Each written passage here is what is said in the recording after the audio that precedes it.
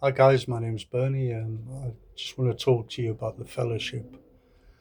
And sometimes there is a step one before the step one, which is kind of where we really find the solution. They often say there is a solution. And where does it actually start? Well, for me, like I say, I can only speak for myself. I can't really speak for anybody else. I find that for me, it started in that very first step um, where it says in chapter 3, I think it's page 30, about halfway down, it says we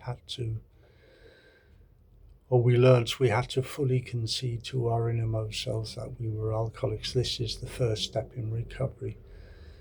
So you kind of hit a point where you're in so much pain and you're wounded. And I think in that wounding, we kind of allow something to come in, a kind of power greater than ourselves. You can call it God or whatever you want to describe something that you feel is your higher power. And then what's happening really is that that old power is slowly dying off, and we're making room for a new power that doesn't want to kill us, and sometimes we forget that. So fully conceding is the process that you know is kind of the done deal, if you like. It's all over, and people find that particular step very difficult. Again, it's not to be connected to the very very first step on the program where it says we were powerless over alcohol, that our life had become unmanageable. Completely different step. And this step, or this fully conceding, if you like, takes place before sometimes we come into the AA rooms. We've kind of come to a point where we've hit bottom and we can't add enough really, and somehow we cry out for help really. And and that's where that process of where the solution happens, I think, for most of us. I hear and sometimes I agree that sometimes I had to become an alcoholic to find out what I was missing in life, you know. And for me, it may well have been my creator. I think I had to become an alcoholic to listen. I just wasn't listening really. So the solution for me was in that very, very first moment of fully conceding, where I fell to my knees, and eventually this illness will take you to your knees. And sometimes I always say, we fall, and then eventually we fall into recovery. It sounds quite nice actually, but I think we have to really just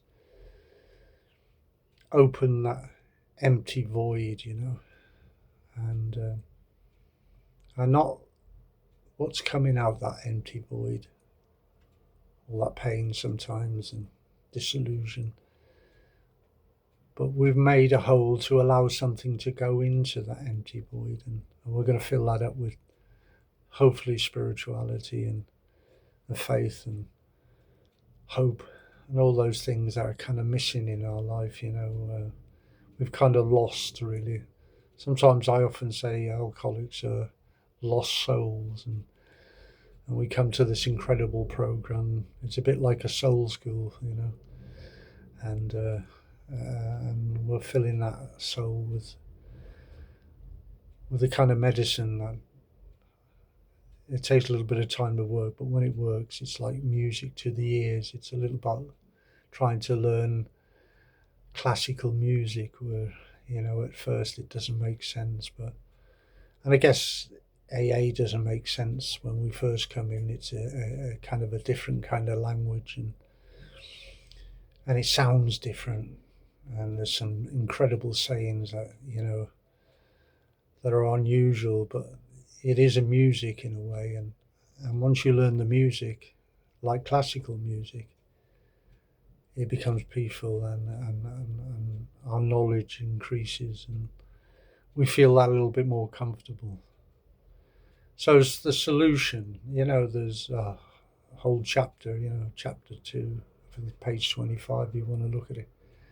There is a solution, and there's only one solution as far as I'm concerned, And, there are as many solutions as there is alcoholics, but for us in this incredible program, it's only one solution. And when I first came into this program, an old timer said to me, well, AA gives you two solutions. He said, to be doomed to an alcoholic death, step 1, or to live on a spiritual basis, step 2. Which one do you fancy? And like an idiot, I said, can I get back to you on that one, But eventually I had to realize that spiritual solution for me was the only solution. And we often say, why is AA so spiritual? Well, it has to be, because in reality, nothing else worked for us, So for me now, fully conceding is that point in which I reconnected, if you like, to the power that was probably missing in my life, help. I come to that state where I had to be taken to the ground and ask for help. And sometimes I forget that. And a lot of people forget that very, very moment that they hit their bottom. We're all of us. It doesn't matter who you are. All of us, our bottoms are the same, is where we asked for help, whether it's from another human being.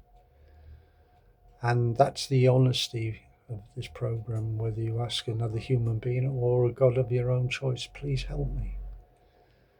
And that really opens that void, really, that spirit.